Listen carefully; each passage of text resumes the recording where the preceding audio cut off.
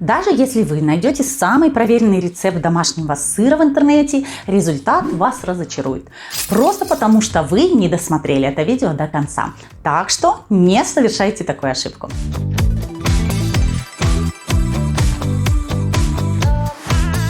Всем привет! Вы на канале школы домашнего сыроделия Cheese Lab, и я ее преподаватель Светлана. Иногда у сыроделов бывают такие неприятные моменты, когда готовил сыр точь-в-точь по рецепту, и процесс шел вроде бы хорошо, а после долгого ожидания, пока сыр созреет, вскрывается головка, и сыр имеет, допустим, горьковатый вкус. Что не так? Это рецепт плохой? Не совсем. Просто в домашнем сыроделии есть большое количество нюансов, которые влияют на конечный результат. И писать их в каждом рецепте никто не будет. Но мы их сегодня обязательно разберем и поговорим. Если у вас есть кастрюля, дуршлаг и молоко, вы тоже можете готовить домашний сыр. Просто приходите на бесплатные занятия в онлайн-школу домашнего сыроделия Cheese Lab, где под руководством квалифицированных специалистов сделаете свои первые шаги в мире сыроделия. Просто переходите по ссылочке в описании, оставляйте свои контактные данные и до встречи!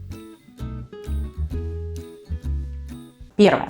Когда покупаете молоко для сыра, сразу пробуйте его на вкус. Потому что если оно, к примеру, имеет горчинку, то и в дальнейшем этот привкус никуда не исчезнет, что бы вы ни делали. Это просто последствия того, как питалась коровка. А если они в летнее время были на выпасе в полях и лугах и кушали горькую траву, такую как полынь, сурепка, дикий лук, доник или ромашка, то можно не ожидать от этой коровки вкусное и сладкое молочко.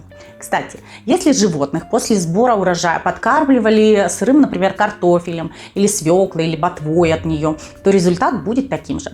Ну и, конечно же, не забывайте о здоровье коровы. Ведь если болеют они, то вы получаете обсемененное молоко, в котором живет ненужная патогенная микрофлора, с которой ничего хорошего вы приготовить не сможете.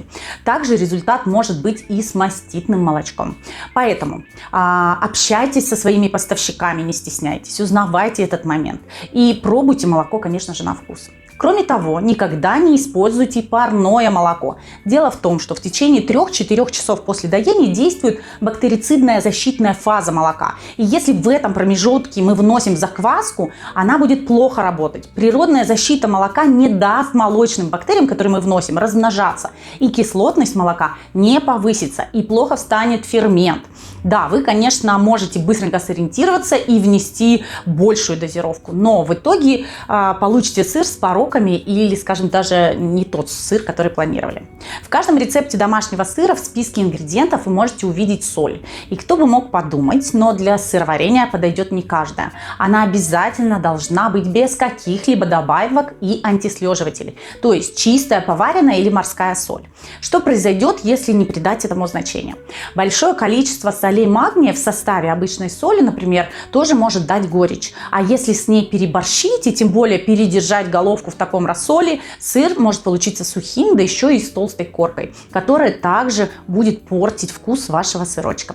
А если использовали, например, качественное молоко, сделали пастеризацию, соблюдали все рекомендации, но сыр все равно горчит, вспоминаем, не могли ли мы внести сильно большое количество, например, хлористого кальция, или, возможно, использовали просроченный фермент с малой активностью, из-за чего пришлось вносить его повышенную дозировку, потому что это все тоже может отразиться на вкусе сыра. Если у вас есть кастрюля, дуршлаг и молоко, вы тоже можете готовить домашний сыр. Просто приходите на бесплатные занятия в онлайн-школу домашнего сыроделия Cheese Lab, где под руководством квалифицированных специалистов сделаете свои первые шаги в мире сыроделия. Просто переходите по ссылочке в описании, оставляйте свои контактные данные и до встречи! И это лишь троечка моментов. Согласитесь, ни в одном рецепте про это не написано. И таких нюансов великое множество. Но запомните, самое главное, если у вас будет качественное, вкусное, сладкое молочко от абсолютно здоровой коровки, то все ингредиенты будут сыропригодные, качественные, то с большой вероятностью у вас все получится так, как вы задумали. И вы сможете порадовать своих родных и близких свежим домашним сыром. Ну а дальше просто продолжайте пробовать готовить новые сорта сыра. Ведь сыроделие – это творчество. Удивляйте своих близких вместе с нами. Всем пока-пока!